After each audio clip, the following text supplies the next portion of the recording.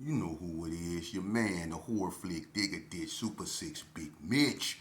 And I'm kicking in doors with 03 O's, and I'm bringing 28 101s because we Vegas sons. It's the Meadowlands. You in the Meadows, man.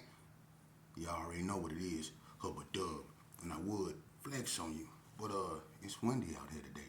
So I'm gonna stay cloaked. For real though. But you know Bolo Yang on them things, right? Right? Right? Alright. Welcome to Vegas Chronicles with your man, Big Mitch, the horror flick. And today, just like any other day, we talk about actual factuals, man. Shout out to everybody that support me and my small platform and what I'm trying to do. Um, Today, I want to.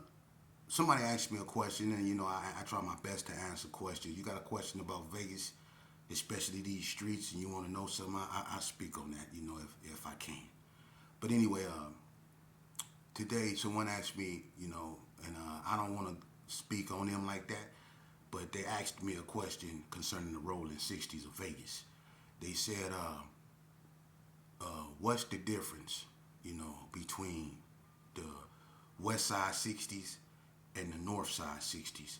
And when it came to the West versus North, how did that affect the Rolling 60s? Because they had West Side and North Side Rolling 60s. So basically, I guess they trying to ask me what side did they ride with, the West or the North. Um, it's like this, bro.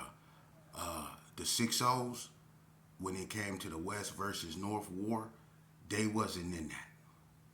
Not the original war. They had nothing to do with that. If the 6-0s, they ride with the rolling 50s and anything, that's, got anything to do with 6-0s or the rolling or neighborhood. They don't, they don't get into, the West versus North conflicts like that. You know, they don't choose sides and stuff like that. It's 60 crip with them. That's how they get at. But I grew up with the with the West Side Rolling 60s, which is the original ones. Now, you got some like Mo D. Mo D come off the block. I grew up with Mo D on Belzar. My auntie Glenn and his sister was best friends. He used to come to my grandma's house. I grew up with Mo D. But Mo D is more recognized and looked upon as a Northtown Rolling 60s. And then you got the ones like Lou and Big Craze and all them, they West Side Rolling 60s. They come up out of Crip City. And even though Crip City is Northtown jurisdiction, they from the West. I grew up with them. And one in particular incident I want to talk about, because we grew up fighting the 60s. And I got to tip my hat to them. Like the Perus, the 60s in the beginning, they get down. Them 60s are fighting. And I tip my hat to them because that was one of the, when I was coming up, neighborhoods that would actually get down with the Gersons. The 60s, they would get down. I don't care what nobody say, that them 60s that come out of Crip City and carry arms and all that stuff, the ones that's from over that way, I can't speak on the ones that come out of Castle Rose and Rose Garden because I'm not from the north. But I can speak on the ones from over there on the west. Them ones right there, they fought hard. Laid, all them dudes up over there got down. Big Alexis, all of them got down. Even Harrio, all of them will get down. They'll fight and I tip my hat to them. And now I'm going to bring up this incident, right? Rodney O, rest in peace. See, Rodney O, from 6-0, man, he had a brother named Calvin Murray who used to be security over Carry Arms. But Calvin Murray had a baby mama that stayed in the Gerson. Now this security guard, we didn't nobody like Calvin Murray, Don, Raul, all them. We couldn't stand Calvin Murray. He acted like he was really the police security guard, did more dirt than anybody. But he had a baby mama that stayed on McGuire in the Gerson. And he used to come over there with his uniform on and seal. One day, me and UL was out there, and UL get into it with him. I threw a bottle at him, and he bust on me and UL. He blew on us. But, this how I meet his brother Rodney O from 6-0, right? Vegas Chronicles. one day I was over Trip Mack house, and Trip Mack stayed like what separate Calvin Murray baby mama from what Trip Mack stayed was a small building where this old man named Bubba Jack stayed. But I'm over there over Trip Mack house. We drinking beer, smoking weed, and all that old stuff. Excuse my French, but we doing that, right? And it's me, him, and I think Jerry. Jerry was with us, right? It was either Jerry or Big Booby Trap. It was one. It was one of us. We was just smoking and drinking early in the morning, right? We up drinking and smoking, doing our thing. You know what I mean? And this back like in '88, I think '88, right? And cause it's right after my cousin Freak Dog, his Seville. He had a burgundy Seville. It had just got wet up by the B Dogs, and it was parked right there in Trip Mack parking lot.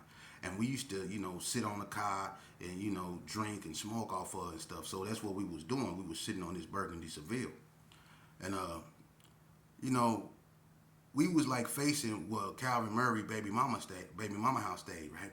So we over there, we chilling, we doing our thing. We listen to Easy Does It, you know what I'm saying? Easy, we over there bobbing our heads. I'm hungry.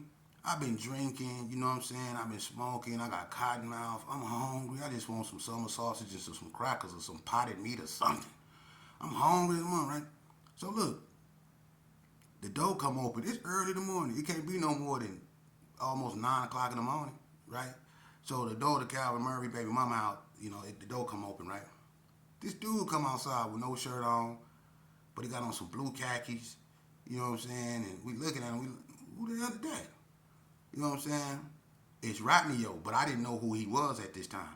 And he got a big ass bacon sandwich, right? He eating a bacon sandwich, you know what I'm saying? So we looking at this cat like, we know he don't belong over there, but he don't look familiar. He look familiar, but he don't. So we like, who the hell is that? So we go up over there, we mobbed up over there, this when, everything, everybody was tripping, you know what I'm saying? So we go over there. We say, hey, he was finna walk around the corner. We say, hey, what's up, homie? He looked, and you could tell by the way he was looking he was like, oh, and he had that look on his face, like that, like it was like a mug, but it was like, dang, I ain't got caught slipping, right? So we mob up. I focus in on that sandwich, right? It's all kind of bacon strips hanging out that sandwich. You could tell it was a big old sandwich. You seen strips of bacon hanging out that sandwich, right? I don't do the pork thing like that, but this back when we was kids. I was hungry, and I keyed in on that sandwich. I'm keeping it 100 with you. You can say what you want, call me what you want, but when I seen them strips of bacon hanging out that sandwich, I keyed in on it, right? Mouth white as I don't know what. I keyed in on that sandwich, right? I don't know what they thinking about. I'm thinking about that sandwich, right? So look. Rodney-O come outside. He walking around the corner. Hey! He looked like, what's happening? Where you from? He looked at us and said, what? We said, what? And I had what was left of the 40. It was about that much 40 up in there. I didn't even want no more. It was hot. It was nasty. Right? So we get up on him. We like, what you say? And he was trying to hear, if he wanted to, he looked like he about to run, but then he looked like he was trying to try to go back in the house. So he looked like he was kind of cold. So when we get up on him, we're like, where you from? He was like, why? And so I tried to hit him with the bottle. We take flight on him. Ooh, we get right at him. We on him, right? He trying to fight back, right? I grab his hand where he had the sandwich, right? I want that sandwich. You knew Rodney-O was from the west side, right? Because instead of dropping the sandwich and fighting us back, he just balled his fist up with the sandwich in it. Look, and I'm trying to get that sandwich out of his hand. I want that sandwich. And look, we on him. We mangling Rodney-O, right? So I grab his arm. He won't let this sandwich go. I'm trying to peel his fingers back. I want this sandwich. They hitting him in his face. He trying to fight back. He screaming. Hey, look, I bit Rodney-O. Listen, we used to talk about this all the time. Look, I bit Rodney-O on his arm. When he had this, I locked on his arm.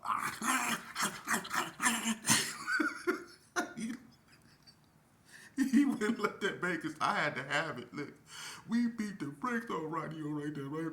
We whooped it, but he would not let that bacon sandwich go. Look, when we got through beating Rodney-O up, he still had remnants of the sandwich in it. We whooped Roddy. We got Roddy Yo good. You know what I'm saying? We got him good. That's when I first met him. We jumped him, right? Look, I end up in Elko about 4 5 months later, right? And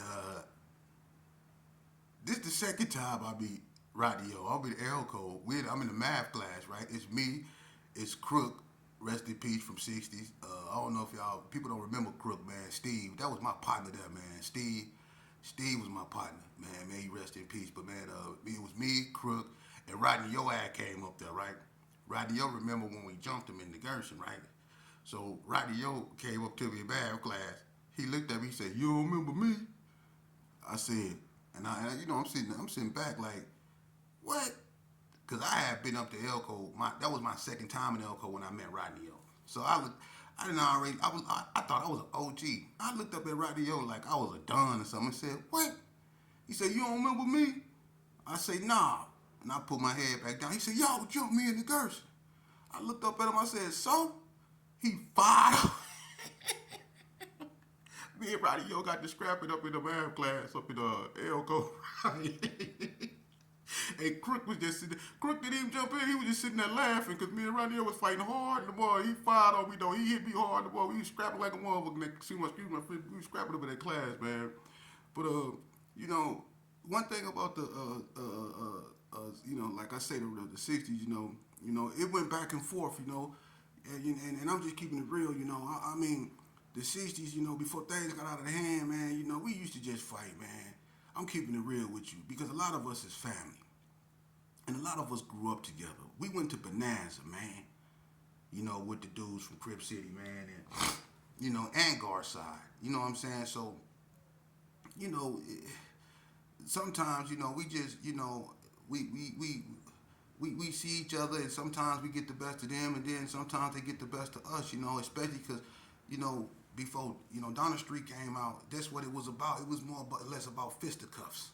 It's about fighting, and they'll tell you that, like when we got into it with them at the gas station, because Nick threw a rock at Big Ezak Kai, that purple, I think that was an RX-7, it was purple and gold, on gold days. He threw a brick at it and didn't know it was a truck full of 6-0s. They was following him. Man, them dudes busted you right there by that, remember that gas station that used to be in front of Kmart, right there on Rancho and Washington? Remember that it was right across the street from that 7-Eleven. It used to be a gas station right there back in the days. We was up over there, and me, Lil Derek, Fool's Dog, Lil Dog, and Nick was together. And something was wrong with his car. He had a gold color, bronze, like goldish color two-door Cadillac. And he had the hood up, and they was up under the hood, and the 60s came back. And Mook jumped out the car and said, "Who threw that rock?" And he walked up on Nick, and like, "You threw that rock?" And Nick stole on Mook. And what did he do that for, man? About 10 6-0s jumped up out the back of the truck, man. And they was all bigger than us. We was some little guys, man, and we got to fight back there. They threw me over the gate, and there was about a 10-feet drop. It was a gate that used to be right there. That's when they threw me over that gate, and I just laid there. Look, I landed on my elbows. Look, I just laid there. They had to drive around the parking lot to find me. I was just stretched out on the ground. They threw me over the gate.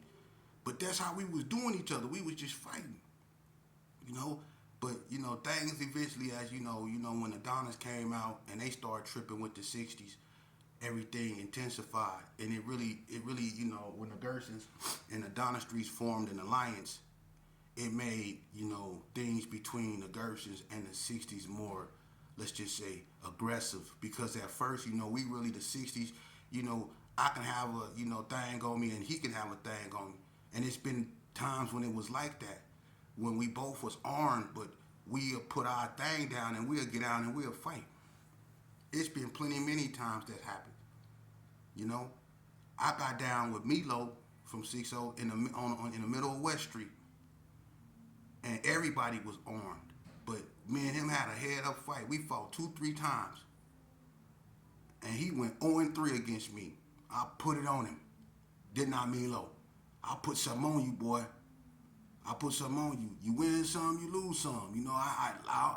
When they did me how they did me, I tell you how they did me. But me and him got down, but when the Donnas came out, things changed. You know, it was a lot of pistol playing. You know, and that changed the format of things, and you know that it kind of like made things really, really messed up. You know, and but yeah, the 6-0s. You know, when things was West Side versus Northtown, the 60s, they were 6-0s. You know what I mean? They did their own thing. And long as if you wasn't warring with them, they weren't warring with you. You know, that's how they was. You know what I mean? The 6-0s did what they did. You know what I mean? So they didn't partake in that West Side versus Northtown thing. And then they asked me, what happened, you know, with the West Side and Northtown alliance? Why did everybody start, you know, going back at each other's throat instead of keeping the West Side versus Northtown?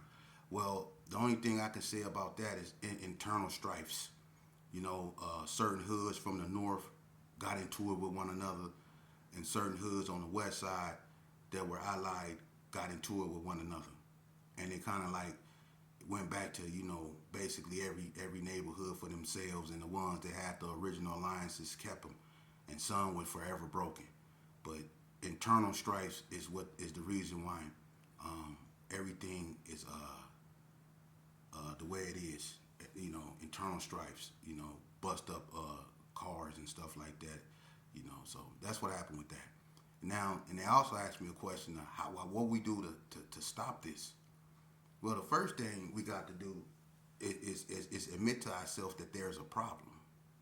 See, we act like we want to address an issue, but subconsciously, or I don't know if it's inadvertently, we don't act like there's a problem, because when people continuously, you know, do the same things that was done yesterday, and you know, these youngsters continue to lose their lives out here, you know, I mean, what have we learned?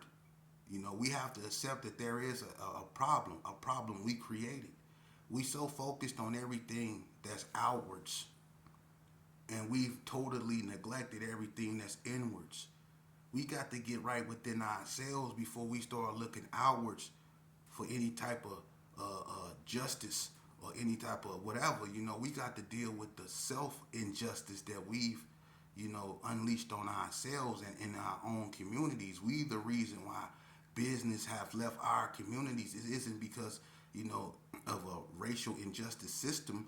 They left our communities because of our behavior. They didn't feel safe doing business over there in our communities because of the way we were acting. And we have to understand that sometimes and in some situations we are our own worst enemies.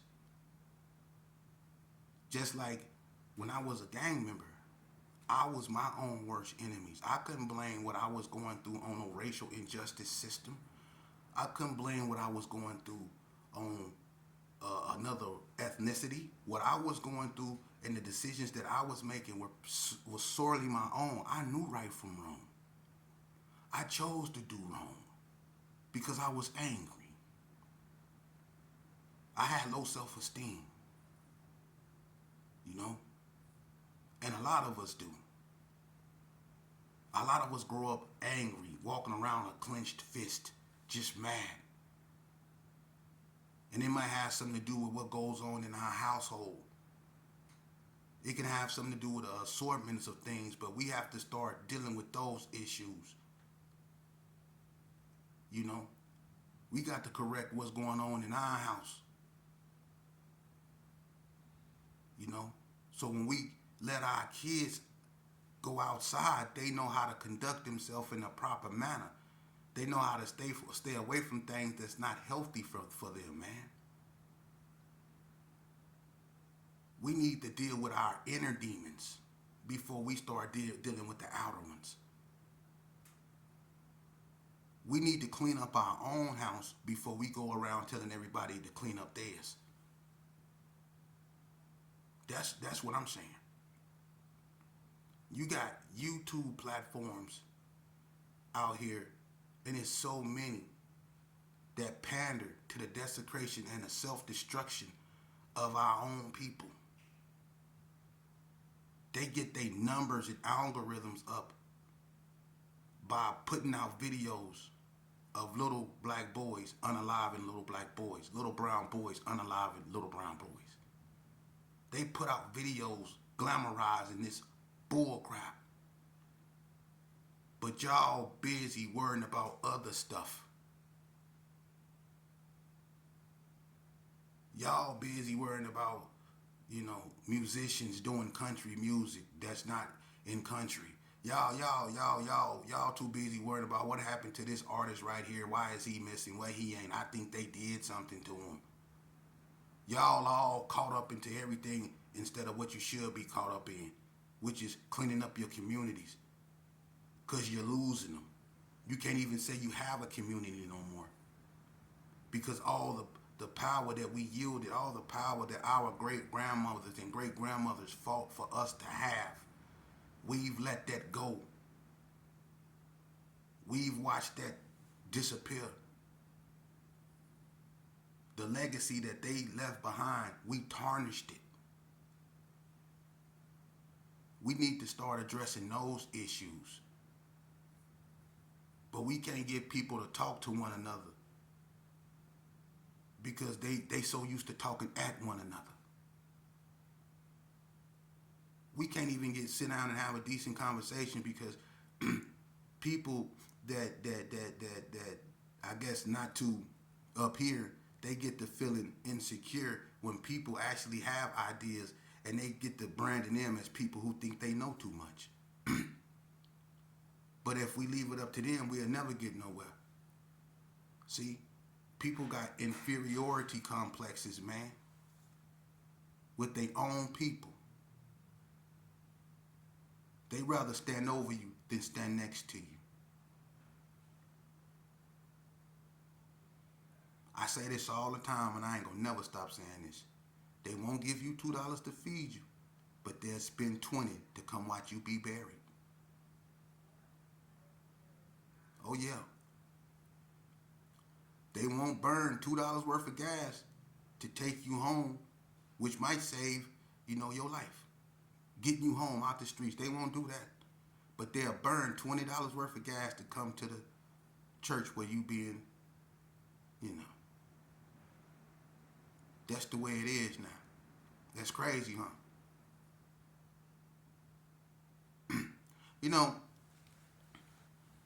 A wise person once said, and I got to say this, it takes 6 to 8 pallbearers to carry you when you're deceased.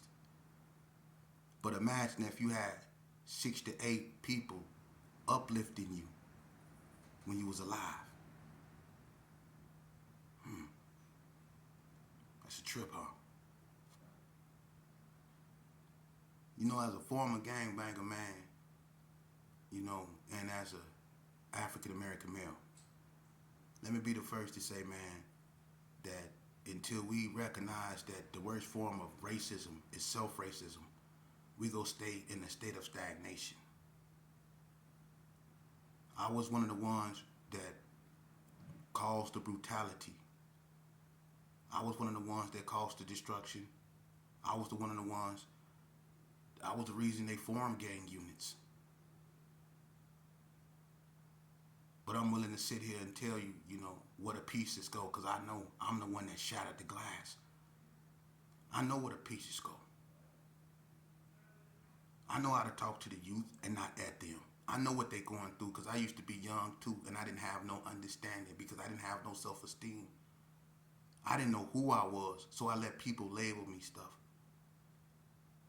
because I had no identity of my own. We all love our mothers, don't we? You love your mother? It don't matter if she here or not. Do you love her? Oh, you love her? Well, if you love your mama, then why would you let people call you something you know she didn't raise you to be?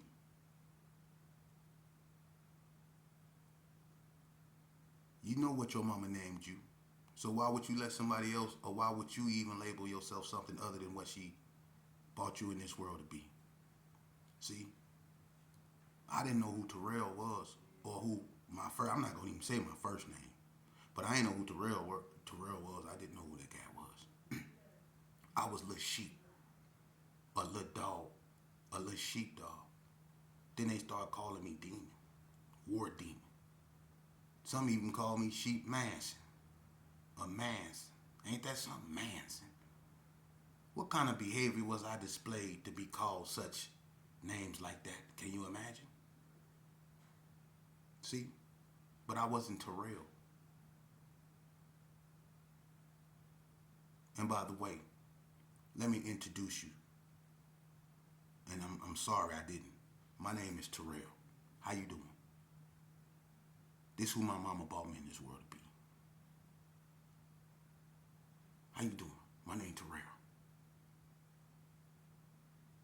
And I had to tell somebody that. Somebody called my phone and called me and said, Mr. Gershon Park. How dare you, dude? Nah, never. My name Terrell. Call me Terrell. My name ain't Mr. Gershon Park. Don't ever disrespect me like that. My name is Terrell. Okay? I was born and raised in Herbert Gershon Projects. But my name is Terrell. Don't call me disrespecting me like that. Matter of fact, don't call me at all. I'm just keeping it real with you. Because you clearly not for the solution if you got that type of in your mouth. If you still got gray hair like this, and gray hair growing out your nose and your ears and stuff, and you hollering that, you clearly lost. For real. You clearly lost. You stuck at checkers. We beyond chess.